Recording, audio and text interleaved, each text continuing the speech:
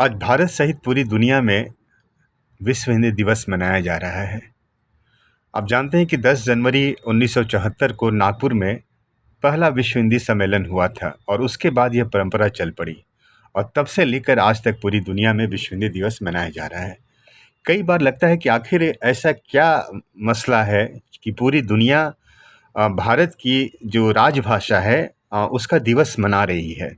ज़ाहिर है कि भारत की इसमें बड़ी भूमिका है, लेकिन सबसे बड़ी भूमिका है कि पिछले 30 सालों में खास करके आर्थिक उदारीकरण और भूमंडलीकरण के बाद धीरे धीरे भारतीय भाषाओं का वैश्विक बाजार में वर्चस्व बढ़ता गया, खासकर तमिल, मराठी। लेकिन जाहिर है कि हिंदी भारत की राजभाषा थी, तो इसका अलग महत्व होना ही था।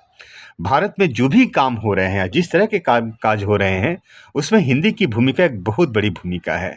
और इसीलिए आज देखेंगे कि दक्षिण कोरिया, जापान, चीन, जर्मनी, फ्रांस, अमेरिका, दुनिया के तमाम मुल्क अपनी बड़ी बड़ी कंपनियां भारत में खोल रहे हैं और ऐसे लोग की वो ज़रूरत महसूस करते हैं जिन्हें वे ज़बान भी आती हो और हिंदी भी आती हो।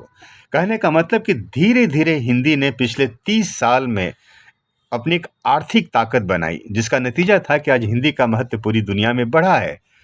जेएनयू में भी पूरी दुनिया से बच्चे पढ़ने आते हैं, जापान से, कोरिया से, चीन से, और यहाँ से जब वापस जाते हैं तो वहाँ की कंपनियों में काम करते हैं और फिर भारत में बड़े अधिकारी बन कर के आते हैं। और इस तरह से हिंदी की ताकत धीरे धीरे पिछले 30 साल में काफ़ी बढ़ती गई है और कहा जा सकता है कि हिंदी की यह जो ताकत है, यह पूरी दुनिया में भारत के वर्चस्व को बढ़ाने में एक बड़ी भूमिका निभाएगा। और जाहिर है कि हिंदी की जो अस्मिता है, जो राष्ट्र अस्मिता है, वह एक तरह से आर्थिक अस्मिताओं को लेकर के ही आगे बढ़ रही है। बिना बाजार के कोई भाषा ताकतवर नहीं होती है और हिंदी आज बाजार की भाषा बन रही है, बाजार में रूल कर रही है और बाजार को नियंत्रित भी कर रही है।